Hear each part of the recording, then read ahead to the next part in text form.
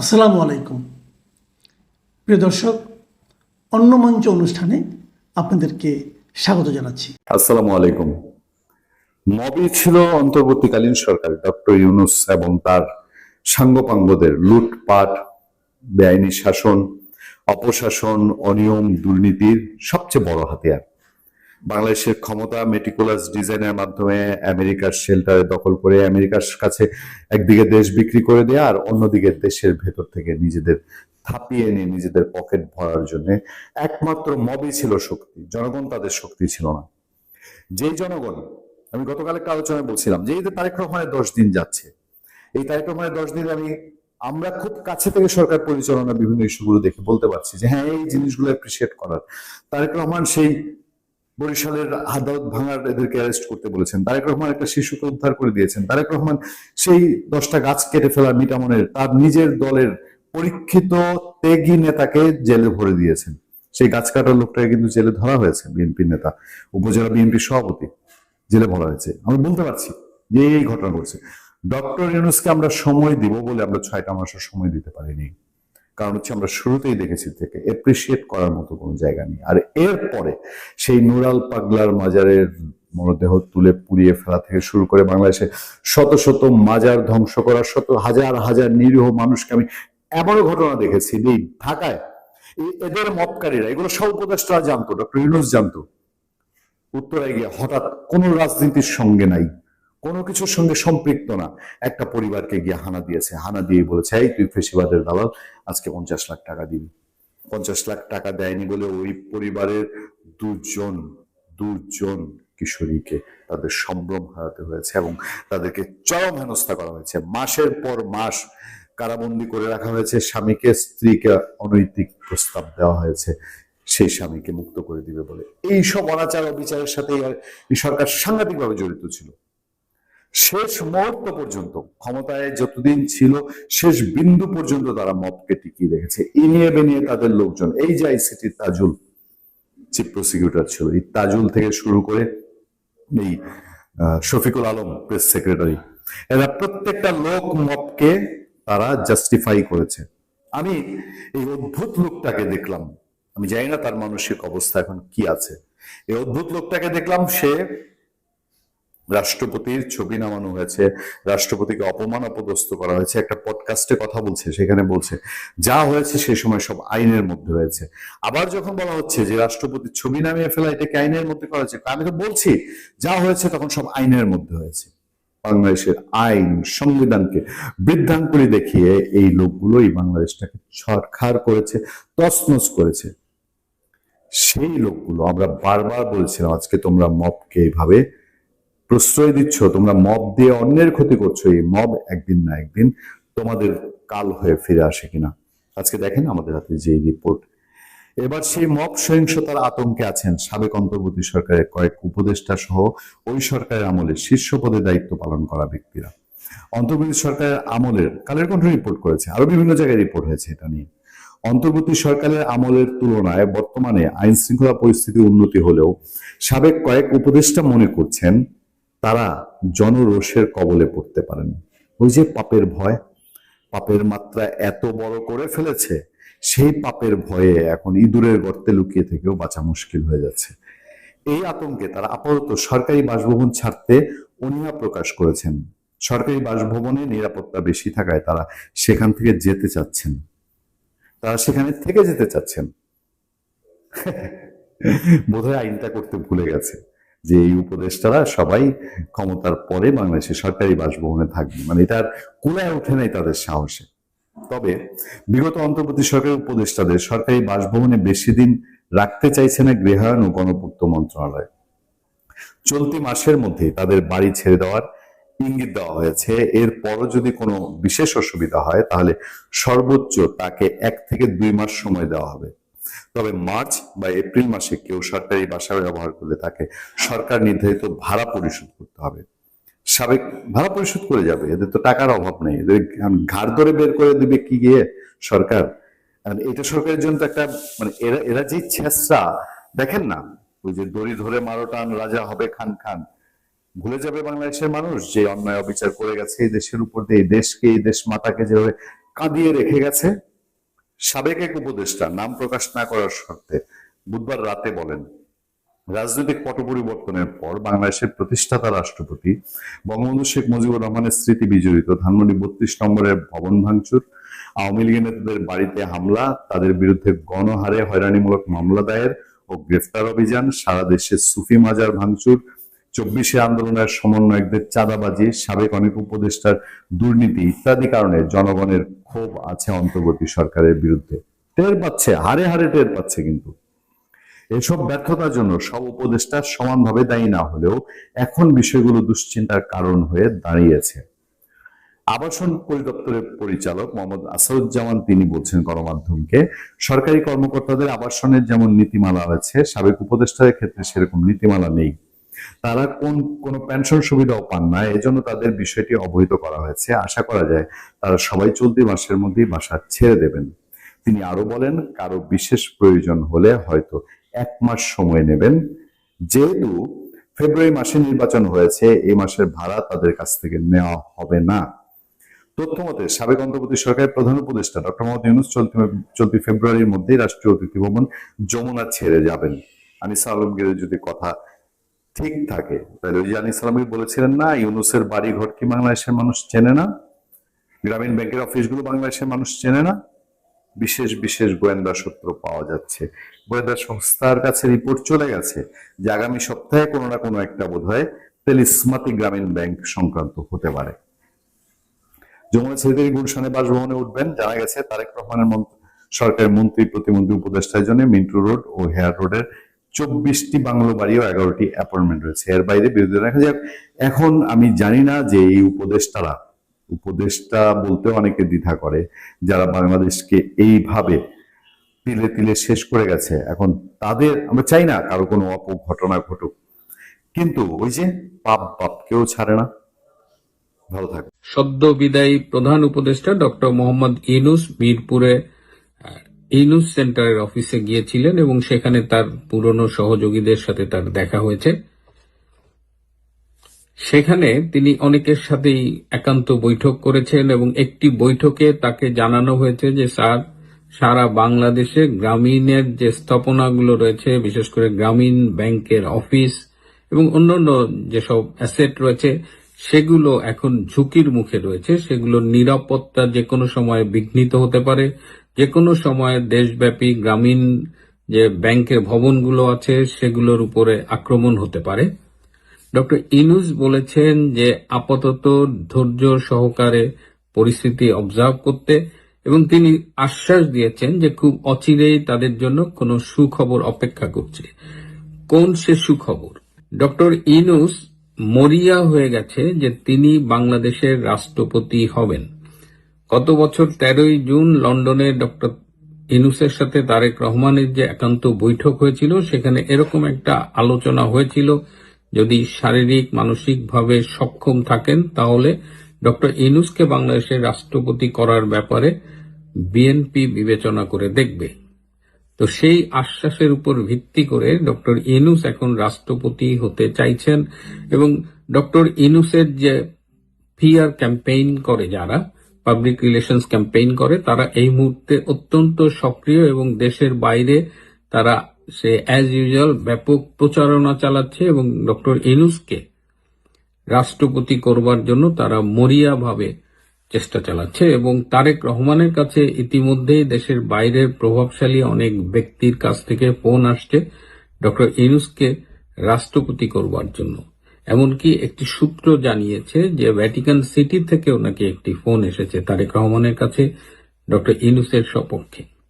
কিন্তু বিএনপিতে ডক্টর ইউনূসকে রাষ্ট্রপতি বানানোর ব্যাপারে অধিকাংশ মানুষই চায় না যে এটা হোক। ডক্টর ইউনূস ক্ষমতায় থাকাকালীন 162টা অধ্যাদেশ জারি করেছিলেন।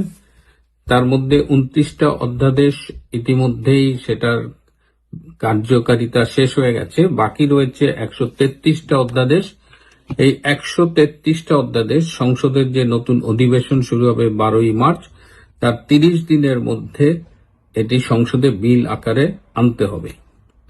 বিএনপির সরকার এই 133টা অধ্যাদেশের অধিকাংশই বিল আকারে সংসদে উত্থাপন করবেন না এবং 30 দিনের মধ্যে সংসদে উত্থাপিত না হলে ওই অধ্যাদেশগুলো স্বয়ংক্রিয়ভাবে বাতিল হয়ে যাবে। হাতে গোনা কয়েকটা অধ্যাদেশ তারা সংসদে নিয়ে আসবে এবং বিল আকারে, এবং সেটা পরবর্তীতে সংবিধানের অংশ হবে। তো এই যে ডক্টর ইউনূস এতগুলো অধ্যাদেশ জারি করেছে এবং তার অধিকাংশই খারিজ হয়ে যাবে, তো এটা নিয়ে একটা আইনি জটিলতা দেখা দিতে পারে। এই অবস্থায় ডক্টর ইউনূসকে রাষ্ট্রপতি করার ঝুঁকি বিএনপি নিতে চাইছে না। বিএনপির একটা অংশ ডক্টর ইউনূসের দুর্নীতি নিয়েও তদন্ত করার পক্ষে, এবং যারা ডক্টর ইউনূসের দুর্নীতি নিয়ে অতীতে তদন্ত করেছিল বিএনপির একটি অংশ তাদের সাথে যোগাযোগ শুরু করছে এবং তারা অলরেডি ডক্টর ইউনূসের দুর্নীতির বিরুদ্ধে বিভিন্ন সাক্ষ্য প্রমাণ এগুলো সংগ্রহ করছে। একটা হলো যেসব দুর্নীতির অভিযোগে ডক্টর ইউনূসের বিরুদ্ধে বিচার চলছিল শেখ হাসিনার আমলে, সেইগুলো তথ্য যেমন তারা জোগাড় করছে, পাশাপাশি গত 18 মাস দায়িত্ব পালনকালে তিনি যেসব দুর্নীতির সাথে জড়িত হয়েছেন, অন্যায়ভাবে যেসব সুবিধা নিয়েছেন, এই সব তথ্য জোগাড় করা হচ্ছে এবং এগুলোর প্রেক্ষিতে ডক্টর ইউনূসকে হয়তো কাঠগড়ায় দাঁড় করানো হতে পারে। কিন্তু ডক্টর ইউনূসকে যারা চেনেন তারা আপনারা জানেন যে অত্যন্ত ভাজা মাছ উল্টায় খাইতে পারে না, এভাবেই তিনি চলেন। কিন্তু তিনি আপ্রাণ চেষ্টা করছেন শাহাবুদ্দিন চুপ্পুকে সরিয়ে নিজেই রাষ্ট্রপতি হবে। সো এই যে ক্ষমতার কেন্দ্রে এই টানাপোড়েন চলছে, দেখা যাক ডক্টর ইউনূস আদৌ রাষ্ট্রপতি হতে পারেন কিনা। এবং ডক্টর ইউনূস যেন রাষ্ট্রপতি না হতে পারেন সেজন্যই আপনারা খেয়াল করবেন যে কালের কণ্ঠে 2 পর্বে বর্তমান রাষ্ট্রপতি শাহাবুদ্দিন আহমেদ চুপ্পুর একটি বিস্ফোরক সাক্ষাৎকার প্রচারিত হয়েছে এবং যেখানে তিনি ইউনূসকে নানানভাবে কন্ডেম করেছেন, এবং যেটা যদি আপনি অ্যাকসেপ্ট করেন তাহলে ডক্টর ইউনূসকে সংবিধান বিরোধী তার জন্য এবং রাষ্ট্রদ্রোহিতার জন্য কিন্তু আপনি বিচারের মুখোমুখি করতে পারেন।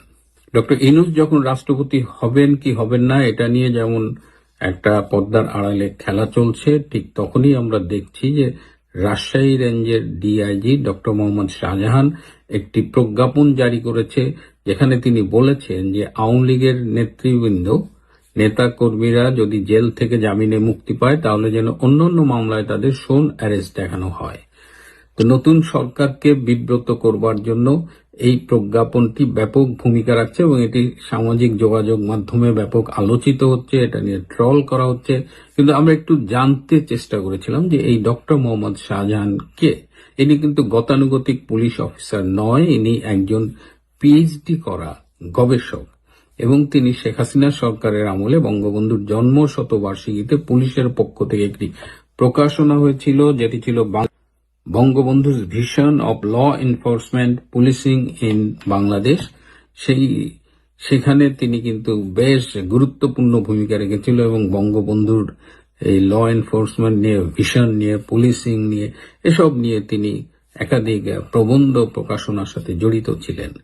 শেখ হাসিনার আমলে বঙ্গবন্ধুর নিবেদিত সৈনিক এই পুলিশ কর্মকর্তা এখন এমন একটা প্রজ্ঞাপন জারি করলেন। তো এখন প্রশ্ন উঠেছে যে এই প্রজ্ঞাপনটা কি আসলে সরকারের ভাষ্য নাকি সরকারকে বিব্রত করবার জন্য ডক্টর মোহাম্মদ শাহজাহানের ব্যক্তিগত ইচ্ছে প্রচারিত।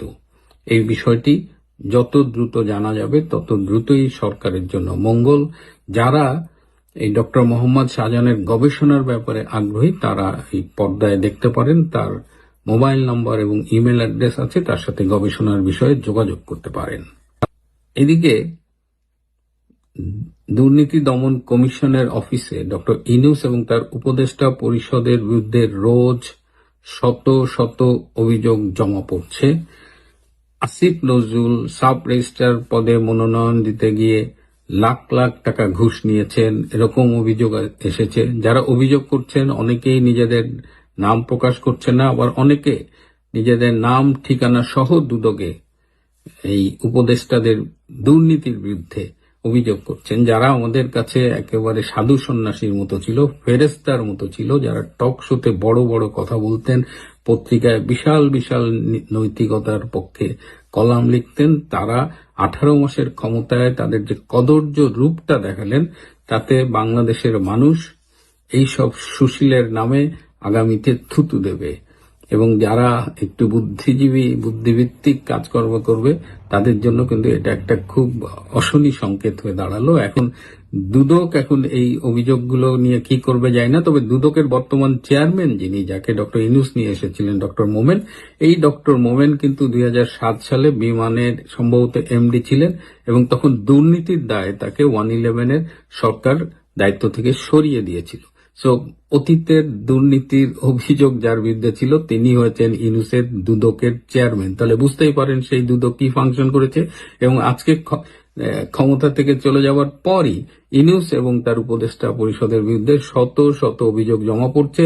এবং আমরা কাউকে কাউকে বলতে শুনছি যে গিনিজ ওয়ার্ল্ড রেকর্ড বুক যারা মেনটেন করে, তাদের প্রতিনিধিরা নাকি দুদক অফিসে এসে বসে আছে আরেকটা নতুন রেকর্ড নথিবদ্ধ করবার জন্য। কারণ এর আগে ক্ষমতা থেকে চলে যাবার অব্যবহিত পরে এত শত সহস্র অভিযোগ কোন সরকারের বিরুদ্ধে জমা পড়েনি। রাজনীতির খেলা জমছে, আগামীতে আরো জমবে। সাথে থাকবেন। আজকে রাত্রিরে খলিলুর রহমান প্লেন ধরছেন, আজ রাতে ভারতে থাকবেন, তারপর সকালবেলাতে উনি ওনার যথারীতি কাজকর্ম শুরু করবেন।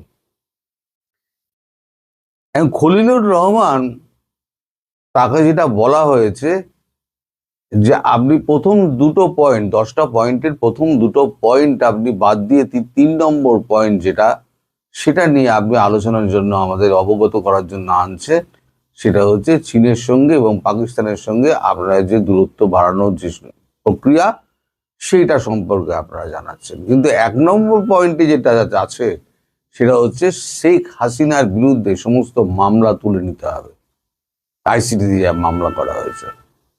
এবং 2, তাকে রাজনৈতিক কর্মকাণ্ড চালানোর জন্য প্রতিকূল পরিবেশের সৃষ্টি করে দিতে হবে। এই দুটো জিনিস আগে আপনাকে লিখিতভাবে সরকারের পক্ষ থেকে নিয়ে আসতে হবে অ্যাজ আপনার ফরেন মিনিস্টার। আপনি তো পররাষ্ট্রমন্ত্রী, তার মানে ফরেন মিনিস্টার। আপনি যখন এখন বিএনপির ফরেন মিনিস্টার, তাহলে ফরেন মিনিস্টারের দায়িত্ব হচ্ছে এইগুলোকে সরকার টু সরকার জানানো। অতএব এই দায়িত্বটা আপনার ওপরেই পড়েছে। এবার কালকে খলিলুর রহমান বৈঠকের পর, কাল পরশু বৈঠকের পর কি দস্তাবেজ উনি দেন এবং কি আলোচনার হয়, তারপরে আমি শেখ হাসিনার প্রত্যাবর্তন, আওয়ামী লীগ নেতাদের প্রত্যাবর্তন নিয়ে তখন কথা বলবো। তার আগে কথা বলবো না, আমি ঠিক করে নিয়েছি। কারণ সলিড তথ্য যদি আমার কাছে না থাকে, তাহলে পরে আমি কাগজ দেখে বলি, তাতেই আমায় দেখে দেয় গুজববাজ বলে। কাগজ ছাড়া বললে পরে তো আরো মুশকিল। এখন দুটো খবর আপনাদের আগাম দিয়ে রেখে দিই, পরে বিস্তারিত বলবো। সেটা হচ্ছে, এক হচ্ছে যে মায়ানমার সরকার, তারা কনগ্রাচুলেট করেছে খলিলুর রহমানকে, তারেক রহমানকে নয়। আবার আরাকান আর্মি পৃথকভাবে কনগ্রাচুলেট করেছে খলিলুর রহমানকে। এর পেছনে রহস্য কি, কেন করলো, সেটা আমি পরের ভিডিওতে বলবো। কারণ এই ভিডিওতে তাহলে অনেক লম্বা হয়ে যাবে, এখানে অনেকগুলো প্রসঙ্গ আছে। দ্বিতীয় হচ্ছে, এই যত পুলিশ মারা হয়েছে না, যেটা নিয়ে এত কথাবার্তা হচ্ছে, 27 জন সমন্বয়কের বিরুদ্ধে মামলার প্রস্তুতি নিচ্ছে তারেক জিয়ার সরকার, তারেক রহমানের সরকার বলা যায়। এখন সেই মামলার গতি প্রকৃতি, কারা কারা আছেন সেখানে, বলেছিলেন ল্যাজমোটা সমন্বয়ক সব, তারা কেউ পার পাবে না। পরবর্তী যে সরকারি এসে বসুক, সে হাসিনা সরকারি বসুক বা অন্য যে কোনো সরকার এসে বসুক, ভারতবর্ষ ছাড়বে না, এদের কাউকে ছাড়বে না, কারোর রেহাই নেই। আমি কিন্তু বরাবর বলে গেছি। তখন আপনারা নানান কথা লিখেছেন, আমি আজকাল আপনাদের কথা কানে দিই না। কারণ আপনাদের প্রধানমন্ত্রী একটা কথা আমাকে বলেছেন, শোনো, যে গাছে ফল ধরবো সেই গাছেই লোকে ঢিল মারবো, সুতরাং ওই সবে কান দিও না, তুমি তোমার কাজ করে যাও। তাহলে আমি আমার কাজ করে যাচ্ছি।